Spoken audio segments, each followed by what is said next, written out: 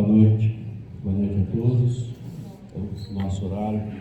Antes de tudo, agradecendo, claro, a presença de vocês aqui conosco mais uma vez, e com a graça de Deus, com saúde, né? Agradecendo sempre por tudo aquilo que nós recebemos, começando, claro, pela própria vida nossa, e é essa oportunidade que nós temos a cada dia, trabalharmos um pouco mais a nós mesmos, né? Para começar, e em nós nos melhorando, com certeza, tudo ao nosso redor também melhora, né? É uma consequência lógica.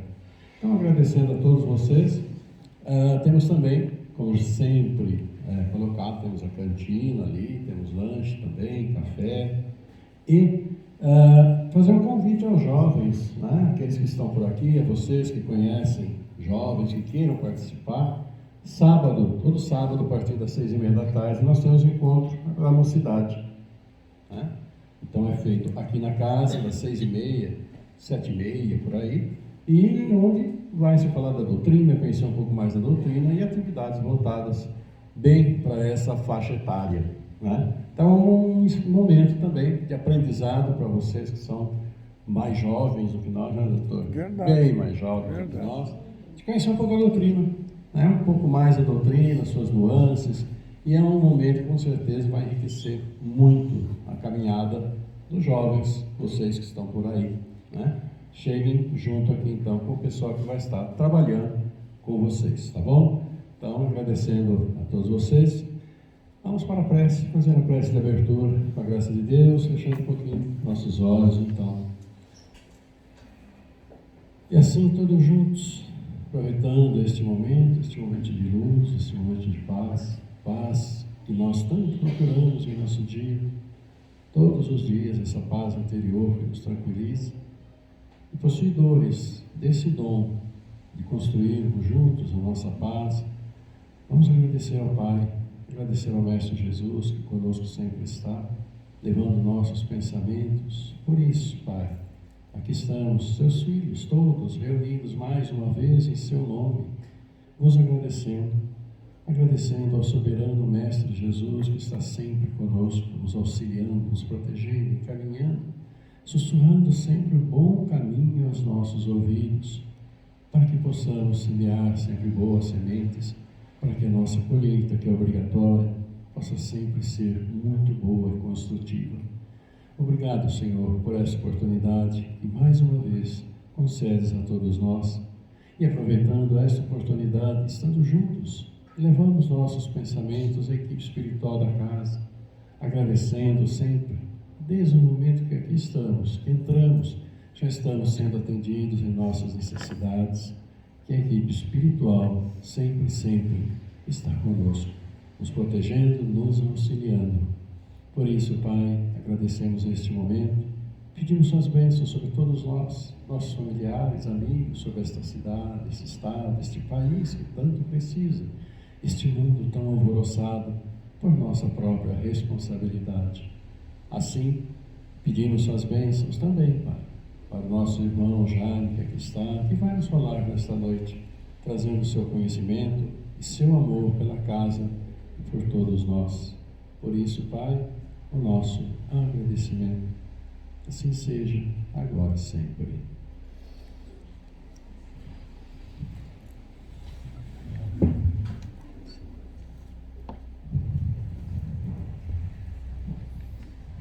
Evangelho, página 14, notícias históricas.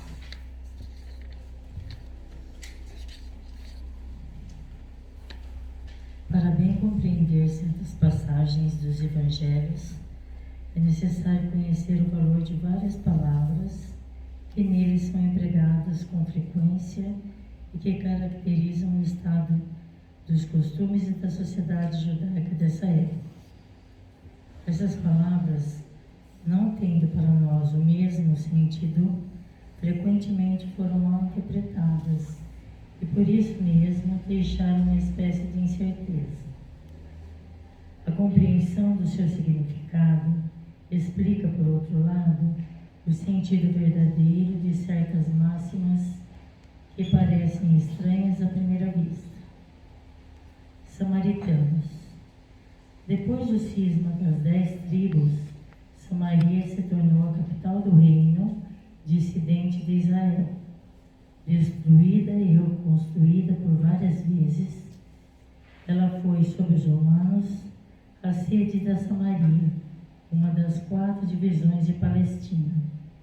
Herodes, dito Grande, embelezou-a com suntuosos monumentos, e para agradar Augusto, deu-lhe o nome de Augusta, em grego, Sebaste.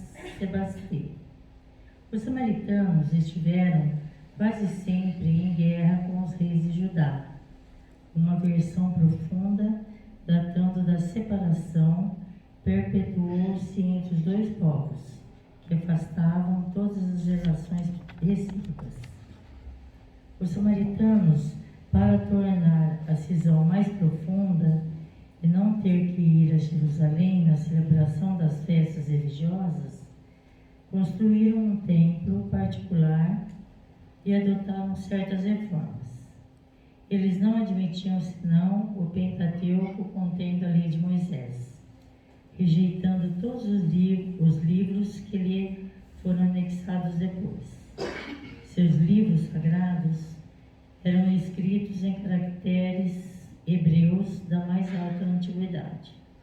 Aos olhos dos judeus ortodoxos, eles eram heréticos e por isso mesmo desprezados, anatematizados e perseguidos.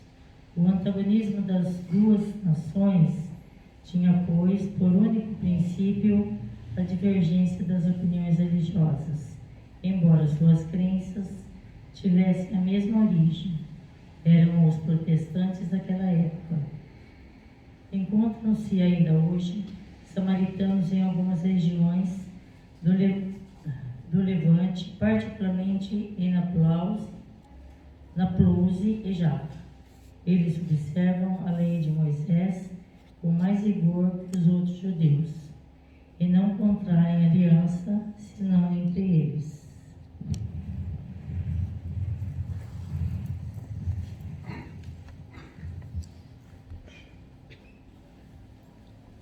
Queridos amigos,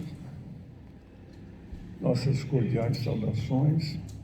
Alegria incomensurável estar novamente com vocês nesta casa de paz e amor, em nome de Jesus. Gostaria de, antes da nossa prédica, pedir licença a vocês para que eu possa falar consigo na intimidade de nossos corações, sentado.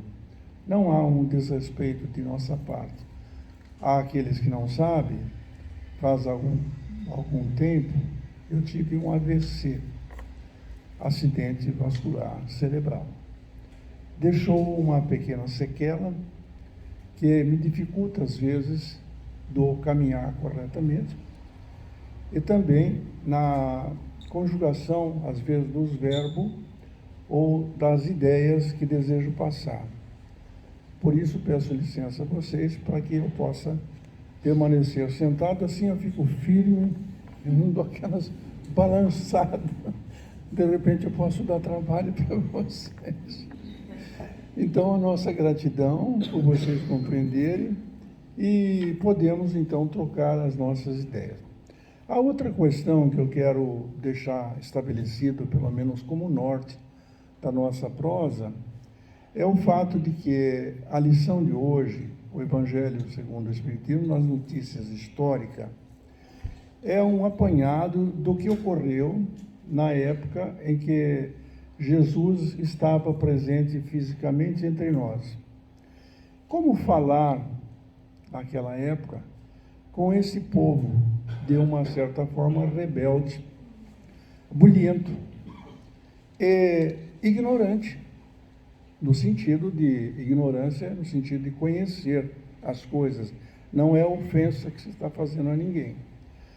E algumas pessoas entre nós, vocês podem já ter ouvido falar, as pessoas dizerem assim: nossa, mas se Jesus chegasse hoje aqui, nesse momento, é capaz de nós assassinarmos de novo.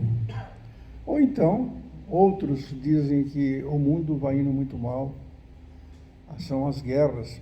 A Ucrânia com a Rússia. São as guerras que aconteceram em toda a história da humanidade. Átila, o rei dos Húnios. Aquilo que Nero fez. Enfim, é o que fizemos com Jesus, que trouxe a boa nova para nós. Ou as pessoas que, entre o nosso meio, estão convivendo e tendo diferenças, sejam financeiras, sejam no corpo físico, com uma doença qualquer, ou um filho doente, ou qualquer das situações que a vida de provas e expiações nos coloquem. Pois bem, dito isso, a gente vai compreender porque a leitura iniciou dizendo que para compreender certas passagens do Evangelho é necessário conhecer o valor das palavras. Nós éramos, há mais de 2000 anos, quando Jesus passou por aqui, dando e trazendo a boa nova, nós éramos absolutamente ignorantes. Hoje nós temos telefone celular, nós já presenciamos ou ouvimos, do meu tempo eu presenciei, o Barnard fazer a cirurgia do coração. A gente hoje tem tudo às mãos, até o Pix nós aprendemos a fazer, não é verdade? Então eu converso assim, mais informal com vocês, porque a nossa reunião com Jesus, peço licença, primeiro para pedir a eles o apoio necessário, que seria despiciando pedir, mas não custa ser humilde e pedir que nos ajude para que as nossas palavras possam ser dirigidas aos corações que aqui se encontram. Por que digo isso? Porque, é claro, eu sou pecador, e quem sou eu para vir falar numa tribuna de Jesus? Então eu penso que tenho que pedir, sim, licença para os diretores da casa que nos ajude, pedir o auxílio do professor Ailton para que nos auxilie aqui na tradução. Eu preparei um esboço, pelo menos, para dizer a vocês o que penso das lições. E pensar sobre essas lições, eu não quero avançar na história toda que vocês vão ter, eu vou dar inclusive a referência para vocês abrir no YouTube e vão encontrar sobre o tema inteirinho, toda a passagem daquele povo. Mas a questão que se levanta é o seguinte: por que Jesus falava por parábola? Se aquele povo não tinha compreensão das realidades que nós temos hoje. Jesus primeiro falava o aramaico, não sei se vamos nos lembrar disso. O aramaico era uma língua, eu não sei na verdade se já está extinta, ou se é uma língua morta. O fato é que tinha poucos predicados. O predicado é dar qualidade à pessoa. Um homem bom, uma mulher boa, alguma pessoa ilustre. Jesus não tinha predicado, então como ele ia contar as histórias para nós? Ele contou da melhor maneira possível para que chegasse a cada um de nós o ensinamento. Então, eu pus um tema para nós conversarmos sobre as reflexões e pontos de vista dos tempos odiernos. Sabemos que Jesus falava o aramaico, sabemos que Jesus usava as parábolas. Então, sim, vamos refletir um pouco sobre isso. O pedagogo por excelência, por isso eu disse dos tempos odiernos, porque eu fiz com as minhas palavras, com o meu gesto, com o que eu penso. Não é aqui uma imposição, cada um pode ter um pensamento diferente, e graças a Deus nós podemos ter divergências nos pensamentos, na formulação dos nossos ideais.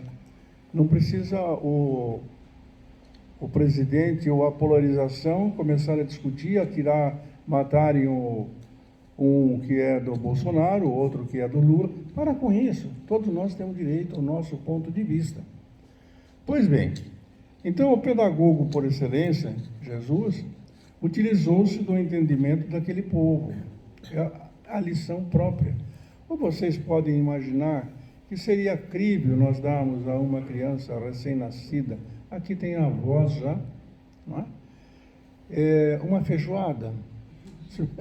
É muito engraçado, né? Parece uma coisa estranha, mas não fazemos isso, né?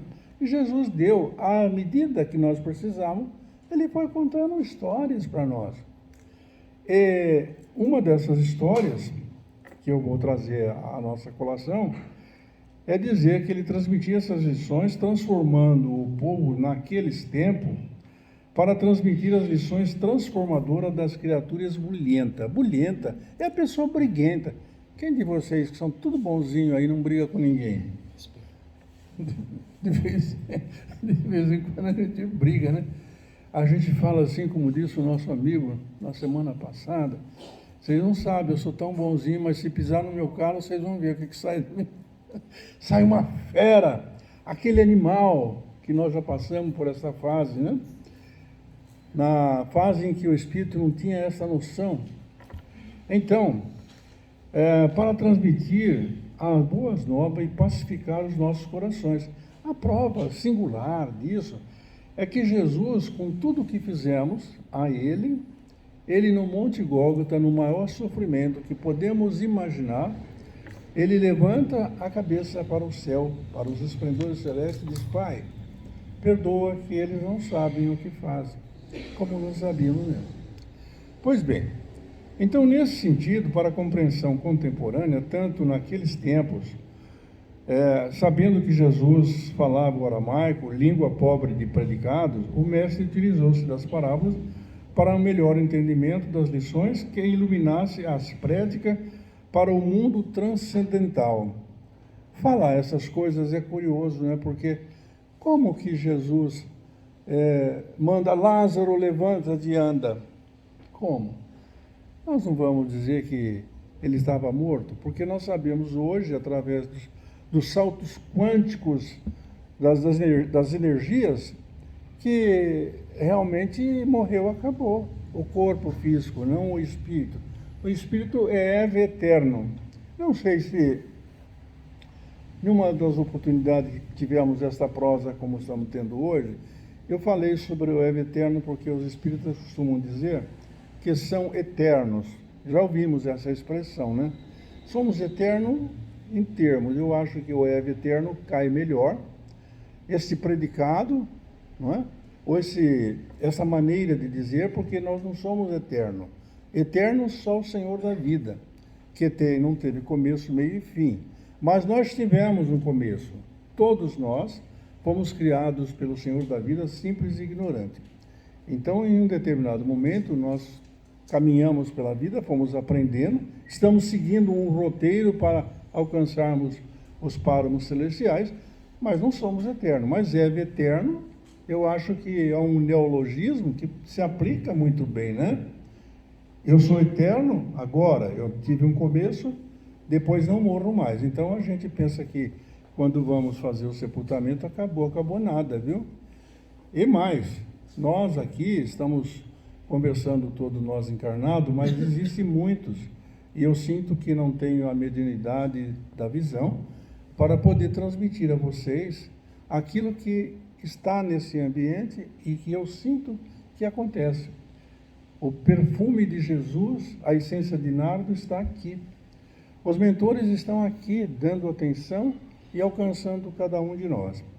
Então, esse transcendental, como fazer para ensinar as pessoas? Qual a melhor maneira que nós temos de ensinar? Pergunta aí ao professor, Ailton, ou qualquer um dos professores, como é que se faz para ensinar? Tem pessoas que entendem que o ensinamento tem que ser na base de aplicar castigo. Já há muito tempo, no tempo de Pestalozzi, já não tinha mais isso. É ensinar para tirar, extraindo de dentro os seus conhecimentos da anterioridade de nossas almas. Pois bem, sabe-se então que até os dias contemporâneos, o método consagrado para transmitir as lições é plantar o conhecimento de dentro para fora. É o modo de contar as histórias. Quando os fariseus, entre eles, saduceus também, houveram por bem provocar Jesus, perguntando se era justo pagar os tributos. Alguém gosta de pagar IPVA aí? Ninguém. IPTU também não gosto, eu também não gosto. Mas eu tenho lá o escritório, né? Então eu fiz com sacrifício, trabalho de 40 anos, mas o fato é que eu fiz. Então se eu não quiser pagar, eu vendo aquilo lá e pronto. Mas a gente não gosta de pagar. Pois bem, os judeus também não gostavam de pagar. E eles fizeram disso uma questão de honra. E por isso foram perguntar a Jesus se era justo pagar o tributo. Mas observem, queridos amigos, é uma armadilha que se preparou para Jesus. Porque se ele dissesse que deveria pagar, colocar-se-ia contra o Império Romano. Mas se ele fizesse o contrário, dizendo que teria que pagar, quem é que ia se revoltar contra eles? O seu próprio povo, os judeus. Pois bem, então perguntaram para Jesus: sabemos, mestre, que tu vieste da parte de Deus, mas diga lá se é possível pagarmos o imposto, os tributos, né? E ele pediu para que desse uma moeda. E apresentaram uma moeda para o Cristo de Deus. E ele perguntou: e quem é essa esfinge? E eles disseram: bem, é de César. Então, qual é a dúvida? Dai a César o que é de César e a Deus o que é de Deus. Que lição profunda, magnífica, que alcança na nossa alma o entendimento daquilo que eles queriam. Eles queriam colocar uma armadilha. E assim também fizeram com a pecadora. Mas eu não vou discorrer todo esse assunto. Vamos seguir um roteiro para que eu possa fazer com que vocês me entendam. Então, o imaterial, como Jesus ia fazer essa explicação, né? Do imaterial para o material? Eles só queriam saber das vitórias que tivessem durante o dia, durante a sua existência, e acabou. Eles não acreditavam nisso, embora os judeus tenham sido, pela sua própria história, tenham sido crentes em Deus de uma só potestade. Mas aprender a tirar isso de dentro de nós é difícil. Quando vocês aprendem uma coisa, ou todos nós, né? Nós fazemos parte de um grupo social. Quando nós aprendemos, eu acho que posso perguntar isso para vocês, quase todos andaram de bicicleta, né? Eu andei muito de bicicleta, né? Porque era o recurso que tinha na época. Mas eu não ando mais há 50, 60 anos, eu não falo mais, nós achamos que eu sou muito velho, né? Em todos os casos. Eu continuo sabendo andar de bicicleta. Tudo que nós aprendemos em nossas vidas pretéritas, nós conservamos. Não retroagimos em hipótese alguma. Pois bem, dito isso, os samaritanos tiveram quase sempre em guerra com os reis de Judá, uma versão profunda datando da separação, perturbou-se entre os dois povos que afastavam todas as relações recíprocas. A cisão era tão grande, parece que é hoje, né? Nós estamos brigando ainda até hoje com os samaritanos, para que não fossem a Jerusalém. Jerusalém tinha o templo deles, não a sinagoga. Eles se separaram de tal forma que passaram, então, a frequentar uma sinagoga para não ter que ir a Jerusalém. Muito bem, aos olhos dos judeus ortodoxos, como foi lido, eles eram heráticos e, por isso mesmo, desprezados, anatemizados e perseguidos. Já os nazarenos, eu não sei se vocês sabem, Jesus tinha cabelos compridos. Vocês lembram disso? Aqueles cabelos lindos, não é? Caído às costas da moda nazarena. Jesus era nazareno, vivia, ele não nasceu lá, mas ele viveu e foi criado entre os nazarenos. Então, no nome da antiga dos judeus, faziam um voto, seja pela vida, seja pelo tempo, de conservar uma pureza perfeita. Eles se obrigavam à castidade, à abstinência do álcool e à conservação de sua cabeleira. Sansão, Samuel e João Batista eram nazarenos, e também Jesus tinha os cabelos longos à moda nazarena. É uma figura, quando a Cristina vai fazer a prece, ou nós costumamos de fazer, eu tenho o hábito, às vezes, de fazer a minha oração evocando a figura de Jesus e pensando, mentalizando a figura dele. Uma túnica longa, cabelos longos, aquele olhar profundo que vai buscar a cada um de nós.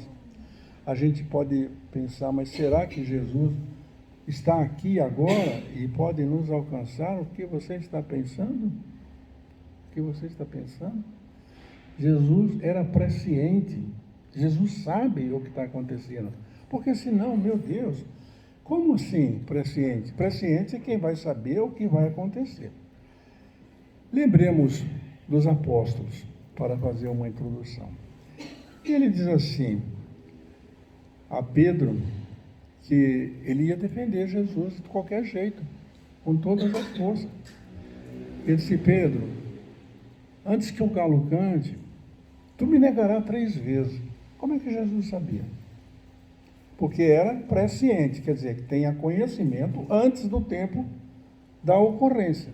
Pois bem, Jesus aqui está entre nós, está dizendo para nós que aonde tiver 2 ou mais reunidos em torno do seu ideal, ele está presente.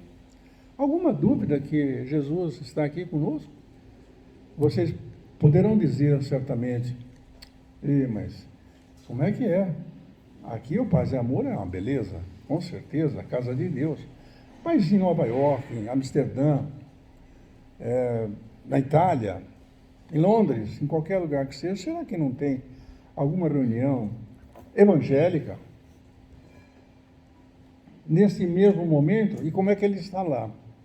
Eu digo para vocês como ele está lá e como ele está aqui. Ele é o governador desse planeta, ele construiu este planeta, é um espírito crístico. Então é possível estar nesses lugares, é preciso só que nós nos levantemos um pouco do charco, a expressão é vulgar, mas levantemo-nos do charco. Quando nós fazemos a prece, quando a Cristina faz a leitura, quando vocês entram nessa casa, e o Ayrton falou na sua prece, que ao adentrarmos aqui, já se está sabendo o que nós temos necessidade, aquilo que toca no coração de cada um, apesar de que muitos ainda não acreditam. Porque é exatamente a lição que é difícil de acreditar. Mas Jesus disse que não nos deixaria órfãos, ou não foi isso? Quando João pergunta a ele: mas, mestre, vai nos deixar órfãos? Ele disse: não, eu rogarei ao Pai para que vos mande outro Consolador. No dia 18 de abril de 1857, veio a lume o Livro dos Espíritos. Dizem os historiadores que foi numa manhã de sábado e o Champs-Élysées estava engalanado com o suave perfume de Jesus, porque lá estava toda a luz do mundo. O que vocês precisam saber? O que é que estão fazendo aqui nessa casa de hoje? Essa casa abençoada. Quais são as suas preocupações, as minhas, do professor Ailton, a de qualquer um de nós? Por que que estou sofrendo ou por que que estou alegre e estou feliz? Porque sou capaz de vencer uma batalha e os outros não são. Cada um tem o seu momento adequado para vencer a sua prova e expiação. Então não adianta, muitas vezes, a gente dizer: mas o cidadão matou outro, fez isso, fez aquilo, e vamos perdoar porque Jesus ensinou a perdoar. Mas não foi conivente absolutamente com o erro, com o desacerto, com o roubo, com o latrocínio, absolutamente não. Porque tudo obedece à lei de progresso, tudo obedece à lei que nós devemos obedecer do Senhor da vida. Você está fazendo errado? Quem é que vai suportar essas dificuldades? Eu? Não, eu vou suportar as minhas, aquilo que eu fiz. Por isso disse no início a vocês que eles têm paciência comigo, porque eu sou pecador. Eu sei disso, mas eu falo a vocês com sinceridade, das minhas experiências e do meu relato de vida. Eu não tenho nenhuma dificuldade em confessar. Não confessar da Igreja Católica, eu confessar consigo mesmo. Eu quero deitar, eu já tive a oportunidade de falar algumas vezes isso, com o maior aplauso da minha consciência. E alguns não conseguem. Eles deitam e viram na cama, tanto que o Roberto Carlos fez aquela homenagem bonita, né? Por que eu rolo na cama? Porque está atrapalhado. Alguma coisa incerta você fez ou fizemos, aí você não consegue dormir. Então eu quero merecer o aplauso da minha consciência. É esta onde está depositada a lei. Nós temos que pagar as contas. Não é ficar de graça, não. Vai fazendo errado e não vai melhorando. Eu vim para esta casa há 40 anos. E vou dizer uma coisa para vocês, fazendo uma confissão de público. Eu entrei aqui, sentei-me ali numa cadeira, e o pessoal estava conversando, como se nós estivéssemos numa reunião. Aí eu cheio de problema, porque aprontei umas também, né? Todos nós aprontamos, né? E eu fiquei pensando comigo, falei, meu Deus, o pessoal está conversando ali, e eu cheio de problema aqui. Eu mal sabia que naquele momento, depois de muitos anos, eu vinha saber que naquele instante que os confrades estavam conversando entre si, eu já estava sendo cuidado pelos mentores da casa, pelos espíritos benevolentes que cuidam de nós. Então vocês não tenham dúvida quanto a isso. Jesus tinha que ensinar uma forma. Hoje é a fórmula que nós estamos tendo. Hoje nós temos tudo para poder entender que um mundo novo está abrindo as suas portas para nós, o mundo de regeneração. E como vamos fazer? Vamos passar rapidinho? Não vai, não. O tempo para nós alcançarmos os esplendores celestes é muito longe, mas está aí no planeta que vem de Alcione para nós alcançarmos. Quanto tempo vamos fazer? Depende. Você escolhe o que queres fazer, como quer viver. Desculpa, às vezes, o advogado tem essa mania, começa a falar, sai do roteiro, né? Mas então, nesse sentido, sob o império da dominação romana, o tributo do imposto foi o mais abominado pelos judeus, causando a maior irritação, origem das revoltas, transformando-se em uma questão religiosa, porque olhavam como contrário à lei. E também, dizendo que é uma armadilha, Jesus colocou nessa parábola uma forma de entendimento à altura daquele povo. Hoje, entretanto, nós podemos falar tudo o que Jesus falou, e ele disse que ia ensinar, que nós estaremos preparados e ia mandar com o Consolador prometido todas as lições que nós temos no livro dos Espíritos ou no Pentateuco, que é esse aqui, segundo o Espiritismo. Então, é oportuno nesse momento, segundo Lucas, a narrativa do homem chamado Zaqueu, funcionário do império. Como chefe dos cobradores de impostos, havia se tornado muito rico. Vocês já viram, eu trouxe aqui há uns par de anos atrás uma figura, em uma palestra que falamos sobre isso, a figura de Zaqueu. Zaqueu queria conversar com Jesus, porque ele havia se redimido dos equívocos que haviam feito, porque eles eram cobradores e nós não gostamos de cobrador. Então, tinha uma ojeriza com ele, e eles aproveitavam a chance também para aplicar uns golpes lá em Brasília, aquelas coisas todas nós conhecemos, né? O povo ainda padece de melhor performance para ser um homem de bem. Não há crítica em ninguém. Mas o fato é que todos os publicanos eram desleais ou haviam se transformado no comportamento moral. Porque então Jesus, como ele desejava falar com ele foi, o Evangelho fala de um sicômoro, não sei se vocês já ouviram essa palavra, mas é a expressão do Evangelho. Sicômoro hoje diríamos uma sobreloja. Mas como Zaqueu era baixinho, ele falou, como é que eu vou fazer? Jesus passa depressa, e subiu numa árvore. Tem até essa figura para a gente mostrar. E quando Jesus, passando lépido, nem olhou para cima e falou, Zaqueu, desça daí, que é preciso que o Filho do Homem almoce e durma em sua casa. Zaqueu, vocês imaginam o que aconteceu? Ele não desceu, escorregou, caiu e foi, o mestre, vou indo. Sabe? E quando chegou perto da sua casa, uma verdadeira mansão, ele disse: Jesus, por favor, eu preciso fazer uma confissão. Falam mal de mim. E estão falando agora que como Jesus pode ir ter com uma pessoa de má vida.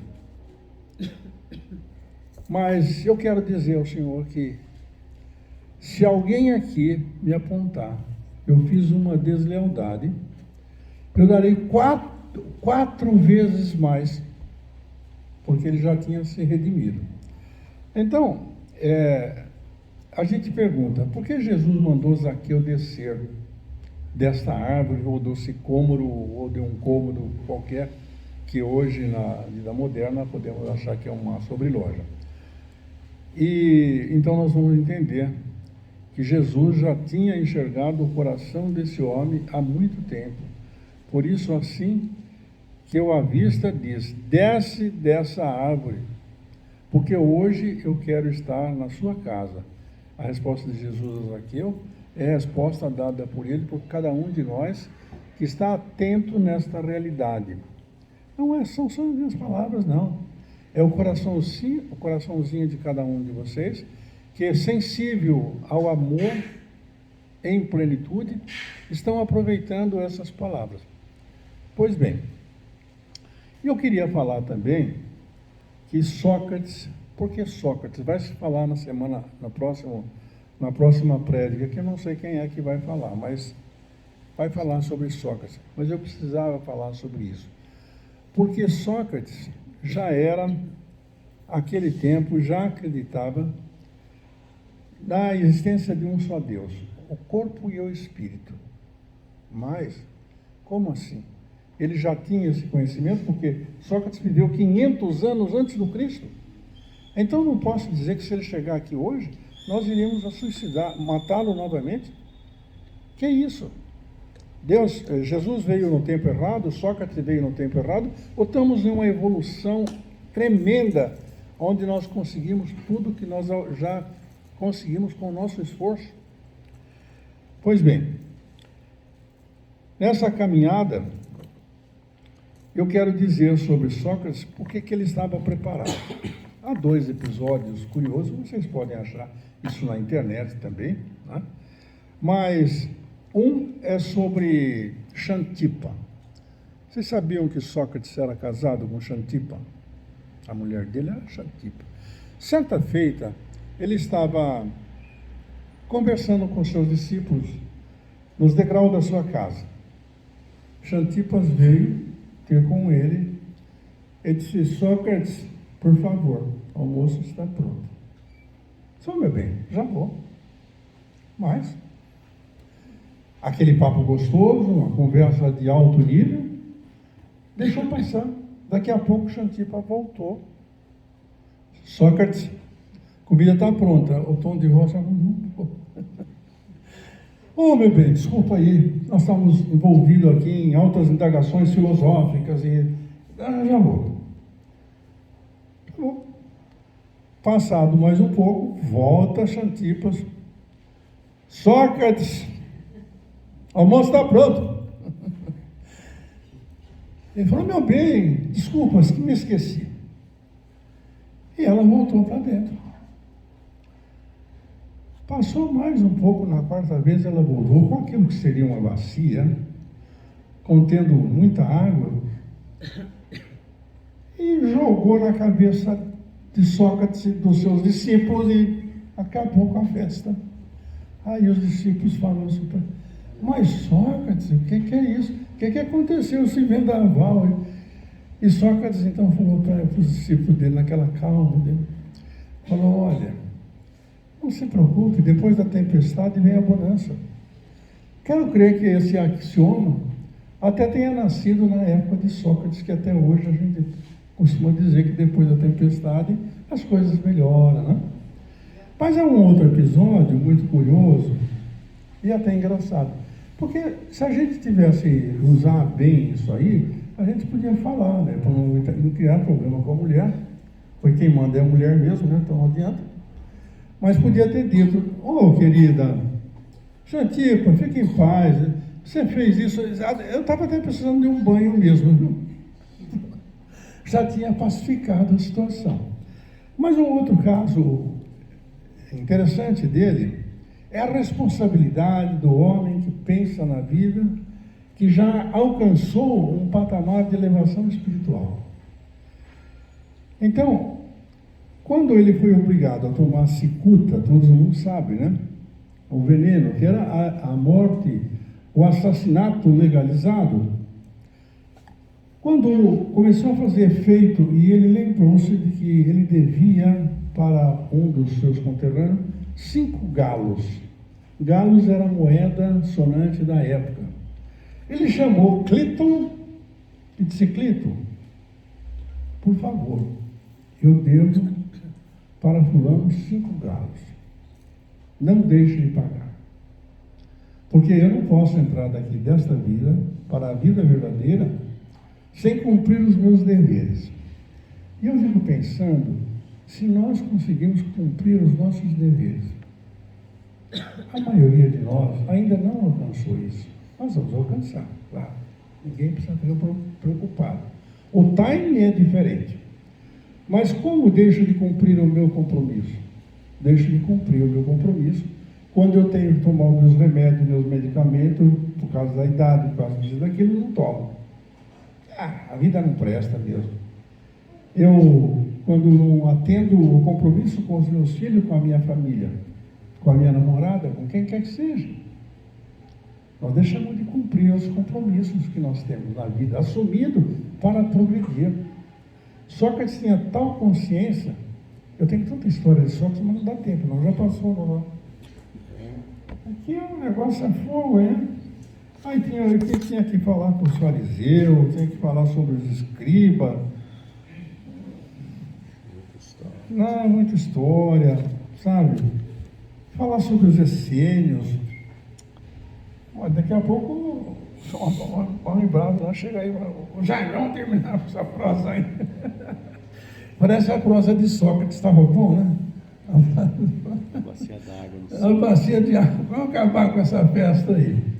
Mas pelo menos os essênios, deixa eu falar sobre os essênios, porque muita gente fala que Jesus viveu entre os essênios. Mas a verdade é que a semelhança com os essênios, das quais se professavam os princípios, como esses últimos eram, eles se entregavam à prática de todas as virtudes. Sua alimentação era de extrema frugalidade, devotados ao celibato, à contemplação e à vida solitária, tornando-se uma verdadeira ordem religiosa. Mas ele não viveu entre os essênios. Há pessoas que falam até hoje que isso é verdade, mas não é verdade. Não se sabe ao certo. Mas o fato é que eu queria deixar para vocês essa ideia, e eu prometi dar para vocês também o endereço, né, Ayrton? Eu começo a falar, é complicado, viu? Eu queria pelo menos que vocês notassem, né, Ayrton? Acho que está lá no... Está lá, acho que está só aqui, não. Na tela. Está na tela? Uhum. Como é que ele acha? Como é que ele chama, Ayrton? É no YouTube. Não, aqui, ó. Esse que eu falei que... Deixa eu só mais contar esse pedacinho aqui. Sob a regência de Heinrich Pestalozzi, o pedagogista educador suíço, o jovem Hippolyte Léon Bernizet-Rivail, matriculado no renomado Colégio Pestalozzi, tornou-se emérito educador, autor e tradutor do francês, e, sob o pseudônimo de Allan Kardec, notabilizou-se como o codificador do Espiritismo. Desse modo, a saga do Espiritismo busca a melhor compreensão de sua trajetória para esclarecer o povo que constituía aquele cenário e o porquê das parábolas diante da linguagem do aramaico falado por Jesus de Nazaré, cuja linguagem era pobre de predicado, e também não se perdendo de vista que os judeus eram monoteístas. Todos os judeus, é tudo um povo só, né? Mas eram monoteístas, quer dizer, a crença em um só Deus. Mas com o passar dos tempos, dividiram-se em diversas classes e interpretação das escrituras dos Antigos Testamentos. Assim é que é de bom alvitre para o estudo da noite, como já conversamos bastante, que os confrades examinem vis-a-vis a explanação primorosa do tema, isso que eu quero que vocês anotem, pela narrativa do irmão fraterno Pedro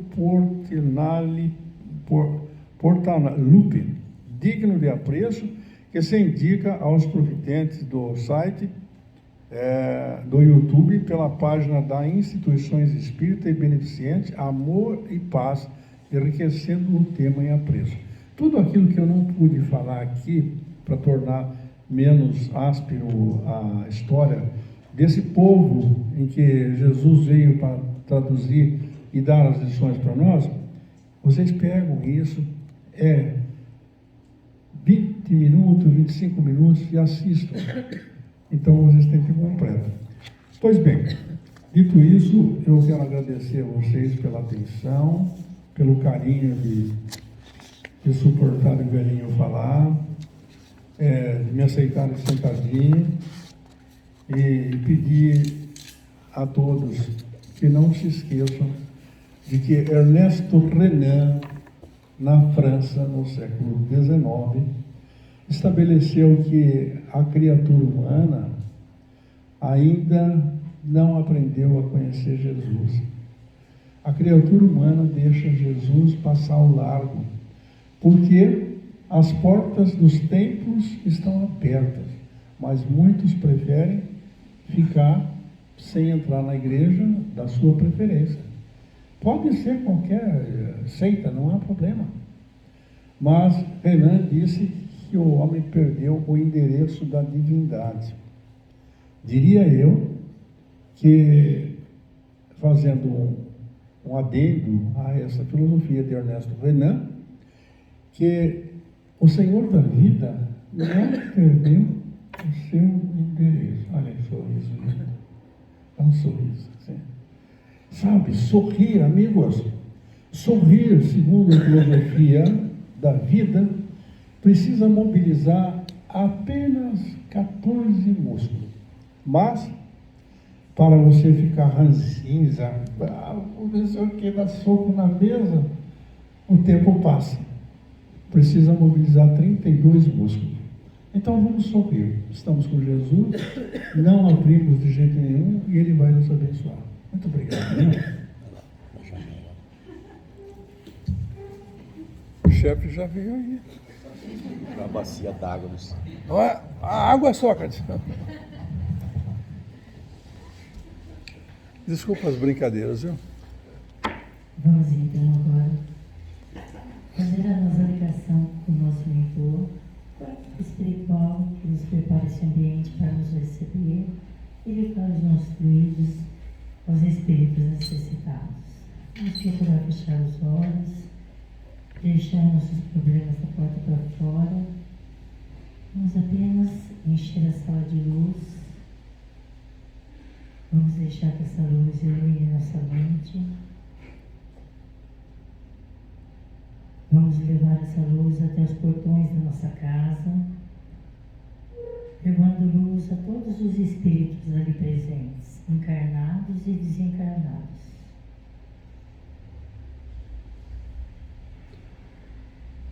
Vamos também levar essa luz aos hospitais da nossa cidade,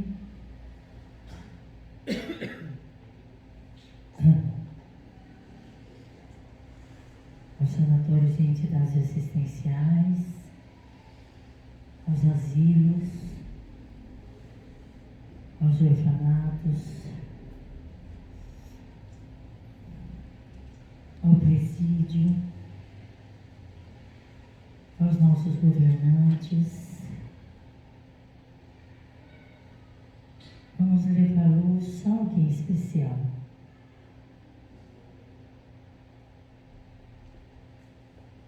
Vamos levar luz à mesa do passe.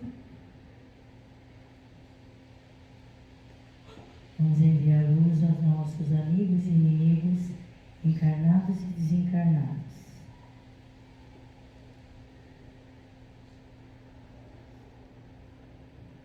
Vamos agradecer a Deus nosso Pai, Jesus nosso Mestre, por estarmos aqui ouvindo mais essa lição do Evangelho e que possamos todos ter uma boa semana. Que assim seja. Queridos amigos, eu gostaria só de fazer uma recomendação. No momento do passe, abstraiam-se de qualquer coisa. O momento agora é uma conversa íntima com Jesus. Peçam o que vocês quiserem pedir, porque os mentores vão nos ajudar. Mas não deixe o pensamento vagarem sem uma concentração. Não pense em outras coisas. Pense na energia que vai vindo para cada um, acerenando os corações, a alma, o espírito. Pense também nos familiares que estão longe, que estão doentes, ou aqueles que estão nos hospitais, nas casas de saúde, nos orfanatos, nos presídios, nos ergástulos do coração. Pense em tudo, mas Jesus, de braços abertos, dizendo a todos vós: vinde a mim todos vós que sofreis e estáis sobrecarregados, e eu vos aliviarei, porque meu fardo é leve e meu jugo é suave. Que Jesus nos abençoe agora e para sempre.